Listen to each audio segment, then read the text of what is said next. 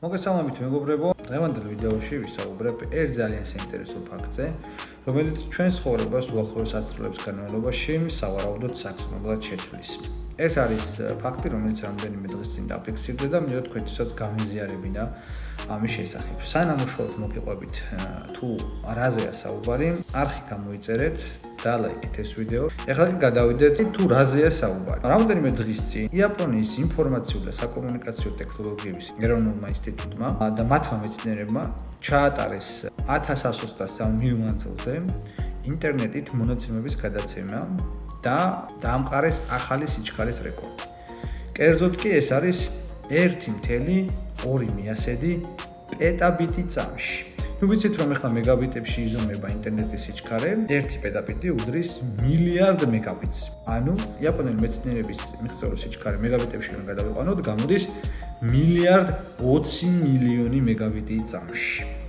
რაც რა თქმა უნდა, საერთაშორისო სტანდარტით რო ავიღოთ, 3.5 მილიონჯერ უფრო სწრაფია, ვიდრე საშუალო სამომხმარებლო პაკეტები ამერიკაში და სხვა განვითარებულ ქვეყნებში. ამისთვის მკვლევარებმა გამოიყენეს ოპტიკური ბოჭკოვანი კაბელები, რომლებიც უკვე თავსებადია, რა თქმა უნდა, არსებულ ინფრასტრუქტურასთან, რასაც ყოველ ევროპაში ვიყენებ. კონკრეტულად კი აქედან გამოყენებული იყო 19 ბირთვიანი ოპტიკური ბოჭკო, 0.125 მმ სტანდარტის საფარის დიამეტრით.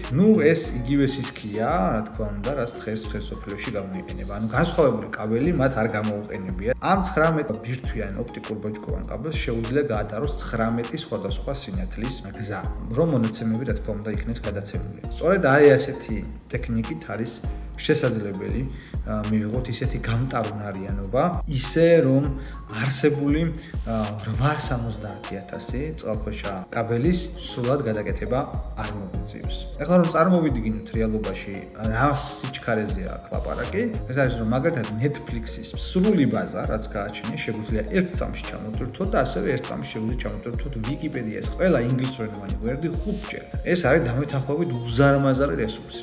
რაც შეეხება ახლა პრაქტიკაში დაინერგება თუ არ დაინერგება მსგავსი სიჩქარის ინტერნეტის გაცემა, რა თქმა უნდა, ჯერ ვერა და უახლოესი ალბათ 10 წლის განმავლობაში მსგავსი რაღაც ვერ მოხდება, მაგრამ ეს არის წინ გადადგმული ნაბიჯი იმაში, რომ ინტერნეტის სიჩქარე არსებულ ინფრასტრუქტურის პირობებში კიდევ უფრო მეტად გაიზრდება, კიდევ უფრო მეტად განვითარდება და კიდევ უფრო მეტად ხელმისაწვდომი გახდება მსოფლიო მოსახლეობისთვის.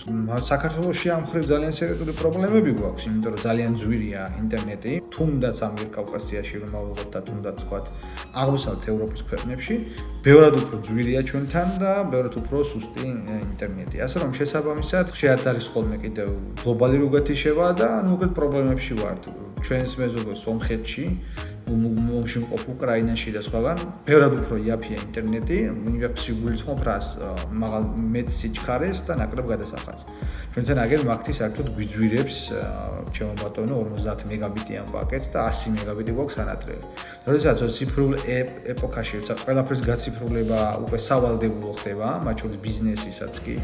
ამ ფონზე ჩვენი მთავარი გამოწვევა რჩება ფასები და ხარისხი. მოკლედ, ეს რო შევაჯამოთ, ეს არის მნიშვნელოვანი ნაბიჯი და ამტკიცებულება იმისა, რომ არსებული ინფრასტრუქტურის ფარგლებში თავისუფლად შესაძლებელია კიდევ უფრო მაქსიმალურად გაიზარდოს ინტერნეტის სიჩქარე, უფრო ხელმისაწვდომი გახდეს. და რა თქმა უნდა, ეს წინ გადადგმული ნაბიჯია და ეს კიდევ უფრო ხელს შეუწყობს უახლეს ტექნოლოგიების განვითარებას, ახალი ტექნოლოგიების დაბადებას და რა თქმა უნდა ინფორმაციის უფრო სწრაფ გაცვლას.